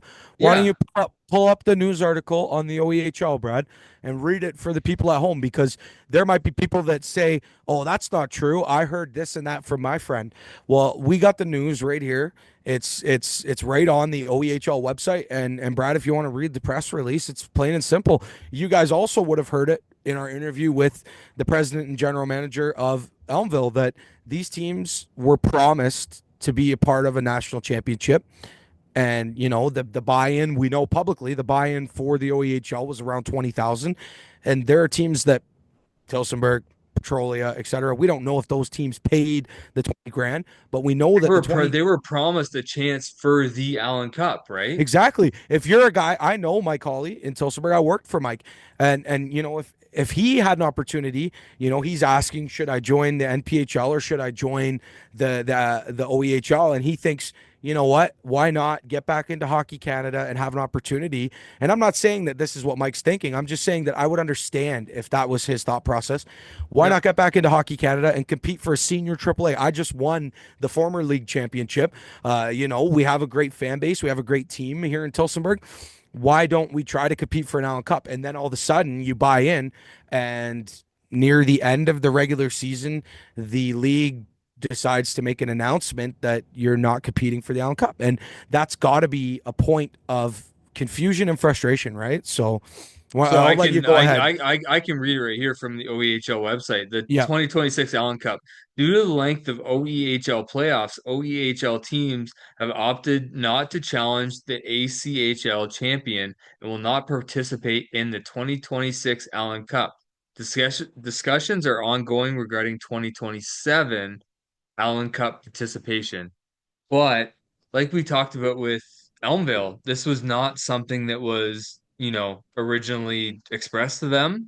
So it's interesting to see who where did this come from? Where did the decision come from? I Yeah. know they say due to the length of the playoffs, but These guys want to, man. That's the thing. The Allen Cup has been awarded since 1909. It is the undisputed senior AAA championship of Canada, not just of Ontario, although we'll get into that a little bit later on, that's kind of what it's become, unfortunately, in the last few years.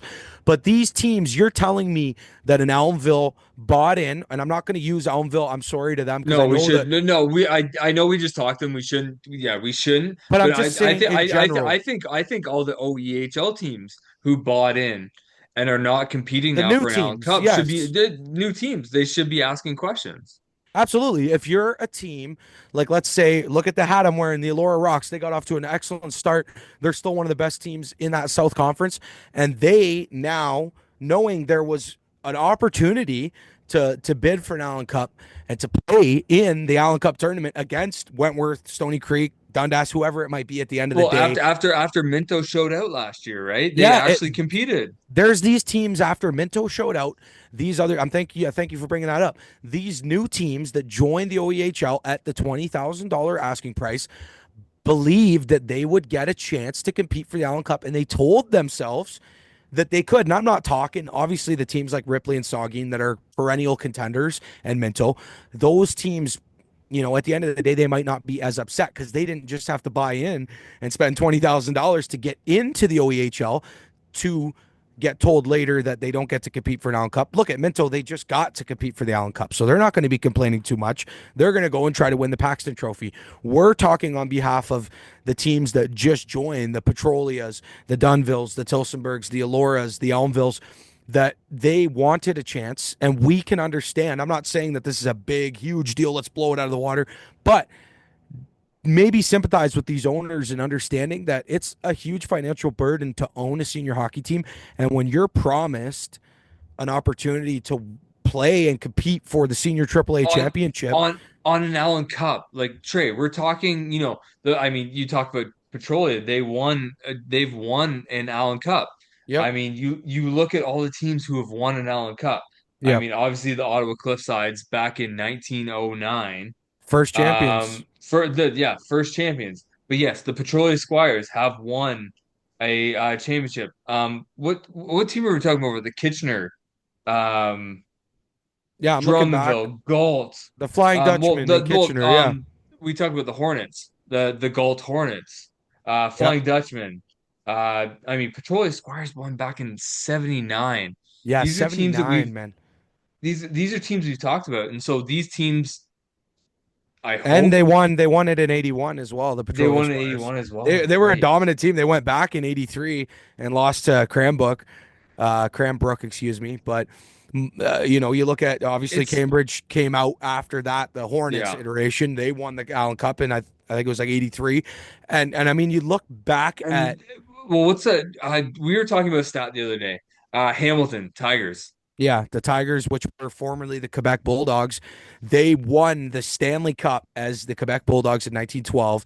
Yeah. And then the owner of the Hamilton Tigers senior hockey team, at the time it was a completely different level, he won the Allen Cup in 1919 with the Hamilton Tigers, and then was able to use winning the Allen Cup as poster board material to the NHL to bring the Quebec Bulldogs to Hamilton and have an NHL franchise in Hamilton, which they did, and they took over the Quebec Bulldogs, making them, really, when you look at it, the only team that we have recorded to win both the Allen Cup and the Stanley Cup. And that's incredible, man. They used winning. That's how big the Allen Cup is that they used the Hamilton Tigers ownership in 1912, in 1920, used 1919's Allen Cup championship as fodder to be able to say, look, Quebec's not doing so hot.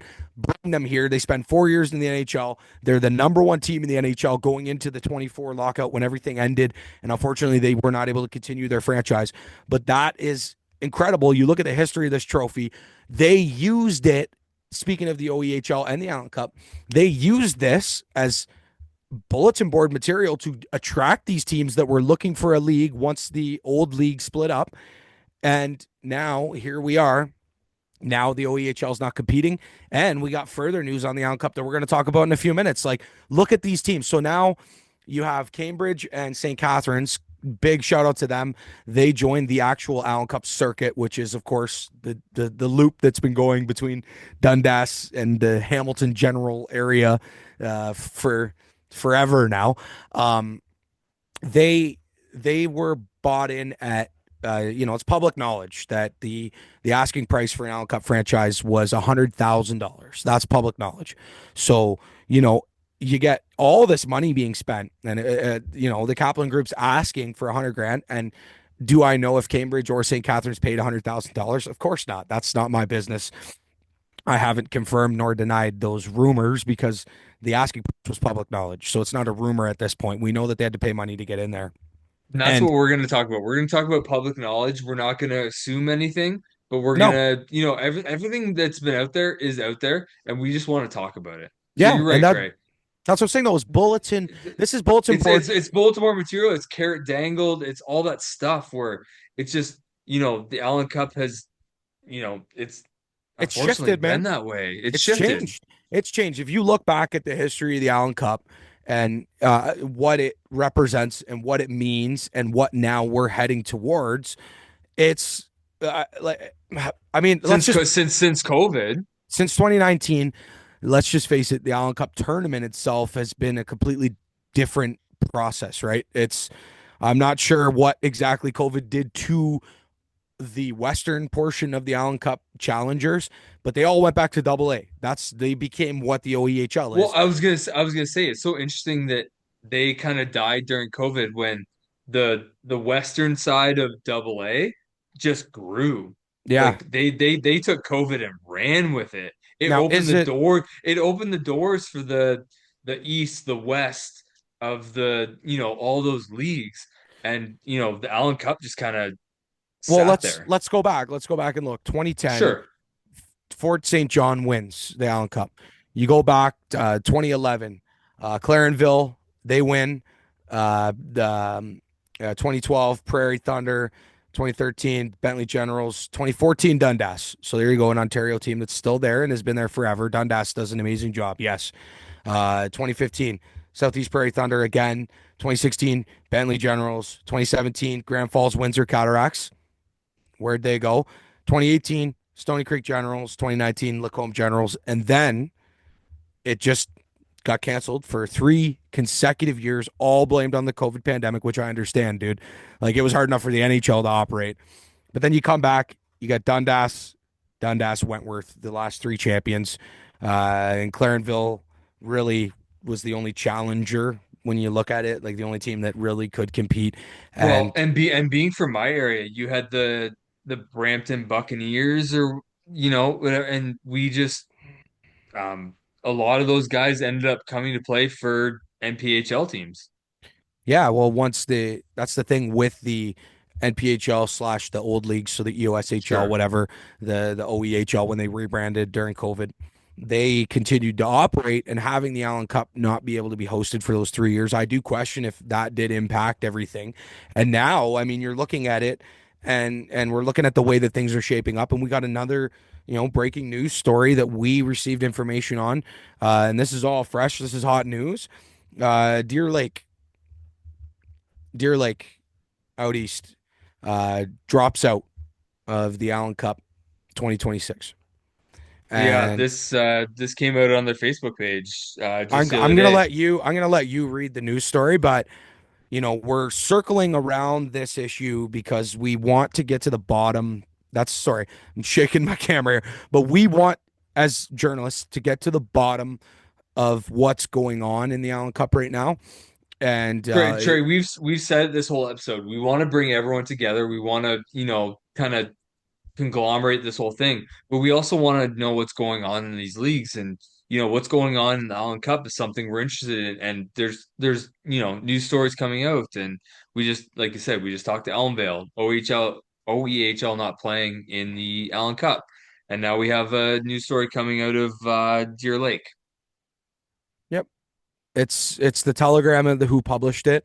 Yeah, Big story, right? Because it takes what the Allen Cup is hoping to be this year, which is obviously East Coast based, hosted by the 3 East Coast teams, and now without the OEHL and no Western representation. To hear that the favorite of the Allen Cup is dropping out due to issues with the rules on player eligibility, less than a week after the OEHL drops out because of too long of playoffs, there's going to be questions asked. Brad, go ahead, read the news article on the Telegram there for us. all right. On behalf of the Red Wings, to our fans and sponsors, on behalf of the Deer Lake Red Wings, I regret to advise you that we will not be participating in the Allen Cup scheduled for 2026 in Conception Bay, Newfoundland. This decision has been arrived after consultation with our players and executives, and is due to the uh, the continual evolving player eligibility that we feel will water down our current roster to make the team less competitive. The Allen Cup is no longer a sanctioned Hockey Canada tournament, and instead an invitational tournament ran by an OHA ad hoc committee.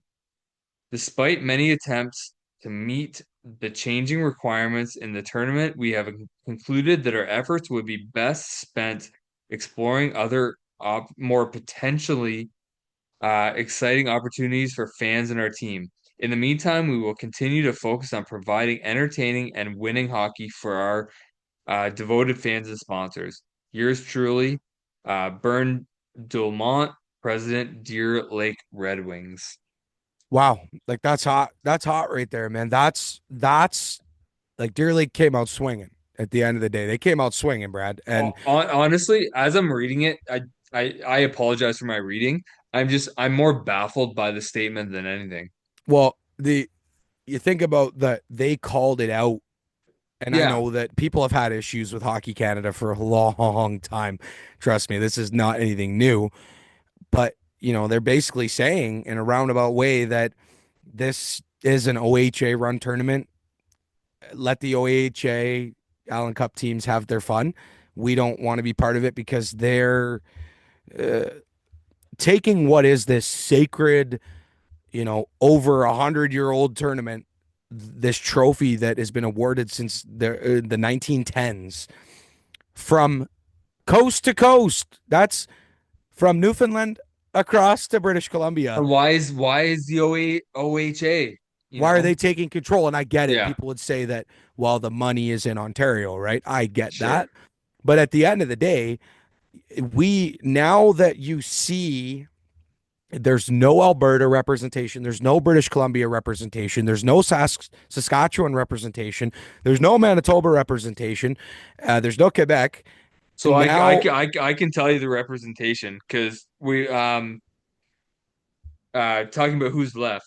Wentworth defending champs, Conception Bay host, Clarenville, maybe a second Ontario team if say Stony Creek wins, and that's about it. Is there a BC team? There's no Alberta team. There's No not gonna be any Saskatchewan. from Newfoundland. Um, Yeah. well, It's we've talked about the OEHL, but if would Minto go? No. Because they were in it. It's just there's you're gonna have 4 teams in the Allen Cup. Yeah, and this is Maybe? supposed to be a national. This is supposed to be. This is the oldest tournament in this is the oldest trophy since, other than the Stanley Cup. This means a lot to Canadians. And now Yes. it's just been kind of a slap in the face because of everything that's been going on. Yeah, and at the end of the day, it does come back on the OHA, right? That's the Yeah, biggest of thing. And course. I know at this point we're going on, and I want to get Sure. to the absolute point of it that it's a disappointment factor because not only is the Allen Cup under a lot of fire right now because of the OEHL situation and now the Deer Lake situation, but we have people asking questions, and the old school Allen Cup purists who probably haven't liked Brad and I since the start because we of course not. we never liked Hockey Canada or the OHA to an extent. Wait, the Allen Cup Pro Board guys don't love us? Yeah, I don't think so, as far as I'm concerned. But what we're doing here, if you're Stony Creek, if you're Wentworth, if you're Dundas, if you're St. Catharines, if you're Cambridge, you guys are just in your league competing. I understand. This issue goes back deeper than that into the roots of the OHA and Hockey Canada, the part of Hockey Canada that still cares about senior hockey, which is not very much of it, obviously. Why did these teams out east and out west go to AA if the Allen Cup was such a big deal to Hockey Canada? Hockey Canada would have put money into the Allen Cup. They would have helped support these smaller leagues, and that's why we're seeing these other leagues being created, like the NPHL and the 2 leagues that the NPHL branched from. We're seeing teams in Ontario playing in American senior hockey leagues now because what the Allen Cup has become. You go back to 2019, we still had full national representation. Since COVID hit, the OHA took over. The money's coming from the OHA. And at the end of the day now, that's exactly what Deer Lake said, is that this is an invitational tournament hosted by the OHA, and they may give you a bid to host it in the East Coast. That's fine. But we're also speaking of the OHA, we're going to change the rules on player eligibility, etc., so that our teams are going to come in and the OHA is going to make sure that the Allen Cup doesn't leave the hands of the Wentworth Griffins or the Stony Creek Tigers. That's the way it seems to be. And if the Allen Cup wants to challenge us and say that we're wrong, come on board. We reached out, speaking of Blocking Biscuits, not myself personally, I'm just the host. We reached out to a few people within the Allen Cup that are in an executive position, and we did not hear back from anybody. And we wanted to ask questions. We wanted this segment to be with somebody like we had with the Elmvale segment and the John Zinck segment. We wanted this segment to be with somebody who was aware and understood the ins and outs of the Allen Cup and could explain to us what's going on, because that's what we want to know. We see the public information. We know the $100,000 buy-ins. We know the OEHL with the $20,000 buy-ins with a promise for a chance to compete for a national championship.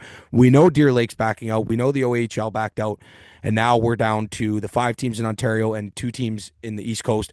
We just want answers as to what happened to the Allen Cup, why the rumors of it being some old boys club that's now controlled by the OHA seems to be the truth, and nobody from the Allen Cup was willing to reach out and talk to us, and that's fine. That's what the press is all about. That's what us doing what we're doing. At the end of the day, we hope that next week somebody from the Allen Cup comes on here and rips us a new one and tells us you're wrong, this is the truth. The news stories you heard aren't true, blah, blah, blah. But at the end of the day, we are open to criticism and we are open to information. Yes. Come on and talk to us. Anybody from the Allen Cup, an executive, somebody from Dundas, Stony Creek, maybe somebody from Cambridge or St. Catharines or Wentworth. I doubt Wentworth. Obviously, they're one of the most successful franchises in Allen Cup history. They're not going to come on here and talk bad, or maybe they might. Who knows? Give us the truth about what's going on in the Allen Cup. Maybe the guys from Deer Creek, maybe we can reach out, Deer Lake, maybe we can reach out to them and get some answers. Maybe somebody within the OEHL that's a executive can give us some answers as to what is going on with the Allen Cup. All right. We have been going on for a long time here about the Allen Cup, and hopefully the news stories here and the information, what we brought to you guys, the facts that we brought to you guys are appreciated. And if you guys have anything to say, leave it down in the comments below. Send us an email, send us a direct message on Instagram. The Blocking Biscuits team will get those direct messages forwarded to us, and we'll address them obviously on our mailbag segments on future podcasts, guys. But at the end of the day, that's the question. What is going on with the Allen Cup? All right, we're going to throw it to break. Stick around. We will be right back with all of the seeding and information regarding the Outlaw Cup. Is this the new tournament in Ontario? I guess we'll have to wait and see. We'll be right back.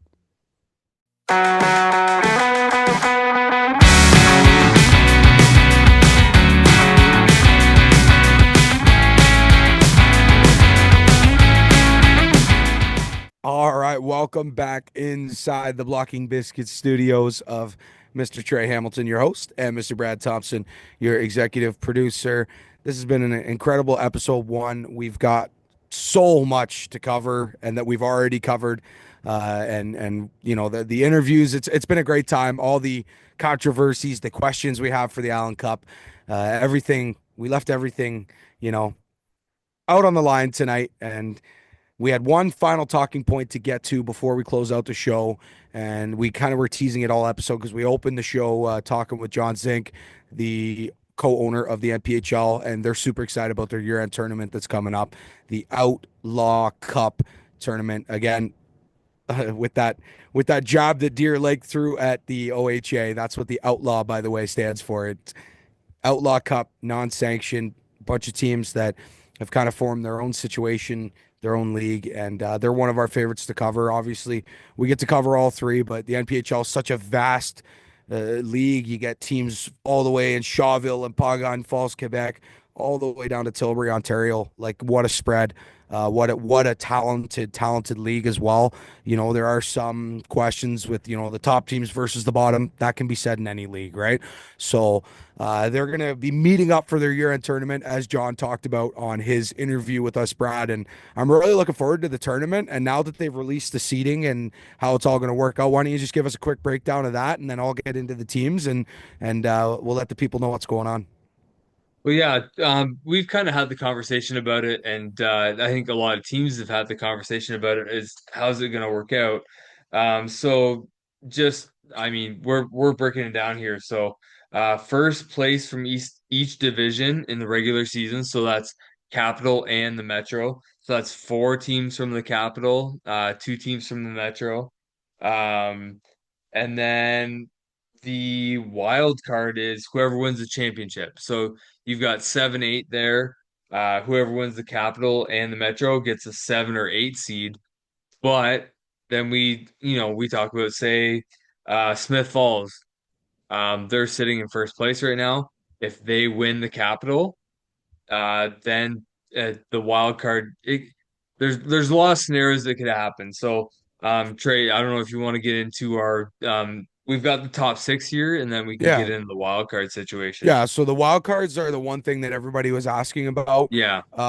So the wild card, like we said, is the championship team if Yeah. said championship team is not already a division winner. So like Yeah. Brad said, for example, Smith Falls right now, I'll list all the division leaders right now, might as well, and their point totals. Smith Falls currently leads the NPHL at 32 points. Yeah. We got North Dundas sitting at 30. North Dundas, of course, 3-time EOSHL champions. Those guys are no joke.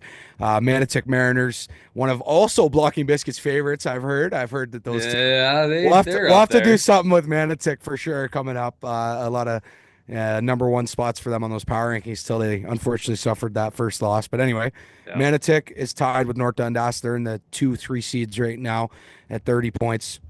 They are all, again, these are division leaders. So we have the Capital Conference, which are the 4 divisions up in the Ottawa Valley area and coming all the way down to around Tweed. That is the Capital Conference. And then down this way in the western portion of the province, we have the Metropolitan Conference, which contains 2 divisions, the Gateway Division and the Loyalist Division. So, again, Smith Falls, first place, 32 points. North Dundas, Manotick, they're tied for that 2-3 seed right now, 30 points. And then we get over Alvinston. They're currently leading the Gateway Division. They have 28 points. Right beneath them, Deseronto is the 5 seed. Currently, they have 26 points. And Orangeville is the 6th seed, as they are tied with Six Nations, but have a game in hand and a higher points percentage. So, what would be So wild all cards? all these teams have punched. If the season were to end today, these teams would have punched their ticket to the Outlaw Yes, Cup. so they are guaranteed to make it, but it's an 8-team tournament. So what happens? How does that work? So if Smith Falls, as I said, wins the Capital Conference Championship, then guess what?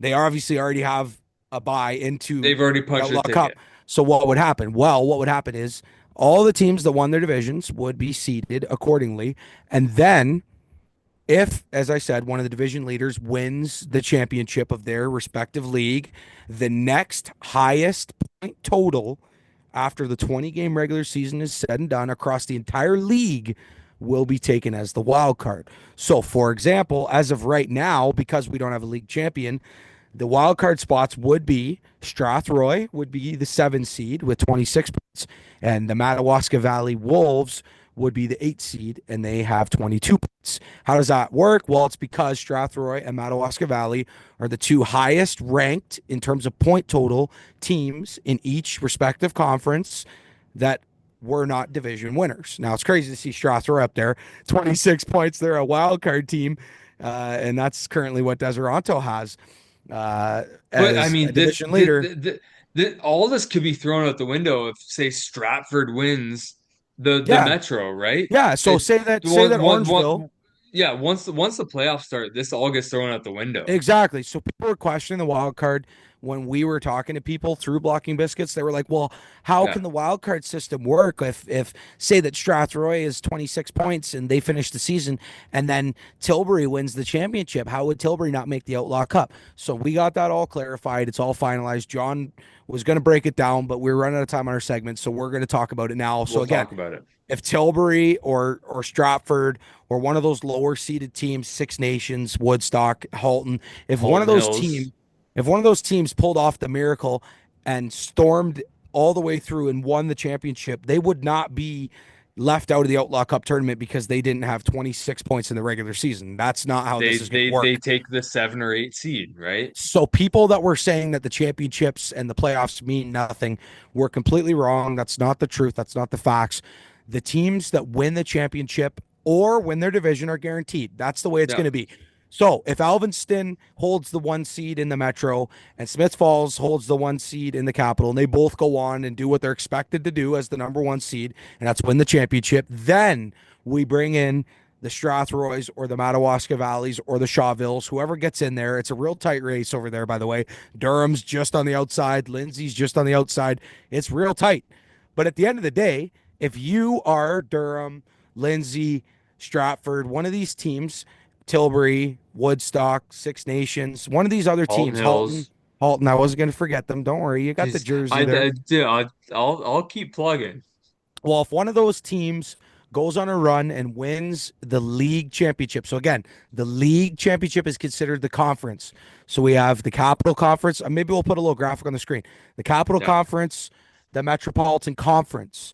I know that throughout the season there was some confusion. Some people were calling it the division, the Metropolitan Division. No. There I've are done four. it. I've done it I'm too. guilty too. There are 4 divisions, as you'll see on this side of the screen, in the Capital Conference. Again, 2 divisions up in the Ottawa Valley area, 2 divisions down more towards the Tweed side of things. And then on the Metropolitan side, we have the Gateway Division, which is, again, Alvinston, Strathroy, Tilbury, Stratford. Oh my God, what a division. And on the other side of the Metro, we have Woodstock, Halton Hills, Six Nations, and Orangeville. And if those 2 conferences will play each other out in the playoffs. So yes, the playoffs mean something. And at the end of the day, if you're a 4 or 5, a 3 or 4 or a 5 seed and you go on to win the championship, yes, you will be going to the Outlaw Cup. So hope that clears everything up, folks. I know it was a bit of a rant, but we had to clear it up because there were a lot of questions around the Outlaw Cup and how the seeding works. People were questioning, well, how does a division winner get a bye? You know what? At the end of the day, this is the NPHL's decision. I don't work for the NPHL, so this was what they decided to do. And at the end of the day, I hope it works out. I can't wait to see it, but I'm glad they left the door open, Brad, so that if a team like a Stratford, like we said, or a Halton wins the championship, they could still get to the Outlaw tournament. I love it. I love the format. I think it benefits regular season winners, and then it also gives, those teams who, come on late to get a big playoff run. Reminds me a bit of NASCAR in that way, but that's just me. And then we talk about the LA Cup. I mean, sponsored by TSN, TSN Radio. It's all gonna be broadcast on the TSN network. So I mean, all the teams who get in, it's massive exposure and it's great for the league. Yeah, that's right. There's $25,000 on the line Yeah. for the winning team. So when we talk about having something to play for, yeah, this isn't the 120-year-old Allen Cup trophy. No. But at the end of the day, this is a new league with a new system and a $25,000 pot, like Brad said. Shout out to TSN, McDonald's, Coca-Cola, Labatt, all these big sponsors that are going to be coming on board. This is going to be a huge success, and we can't wait to be with you every step of the way. Make sure you tune into Blocking Biscuits.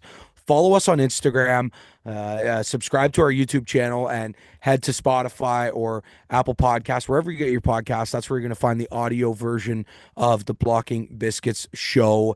This has been a lot of fun, Brad. Thank you so much for hanging out for the whole night, getting through the interviews, talking all this crazy hockey, the senior hockey, all the way from, like we said, from way up in Shawville, Quebec, all the way down to Tilbury, Ontario, and making a few stops in the Allen Cup area and the OEHL way up in Elmvale.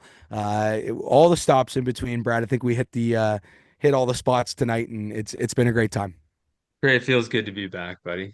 Oh, it feels just so good to be back in the senior hockey podcast scene. All right.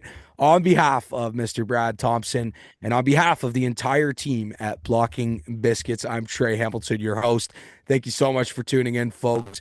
We will be here once weekly with this podcast, so stay tuned. Head to Blocking Biscuits. Like I said, follow us on Instagram, follow the YouTube channel, head to Spotify, give us a follow there so you don't miss a single senior hockey update. And if you think you got something to add, go ahead, DM us on Instagram. Let us know a little bit of tea. Let us know a little bit of news, and we'll make sure that we check the sources and we share it right here on the show. All right, guys, this has been Treh Hamilton and Brad Thompson with the first ever Blocking Biscuits podcast. Have a great night, hockey fans. We'll see you next time.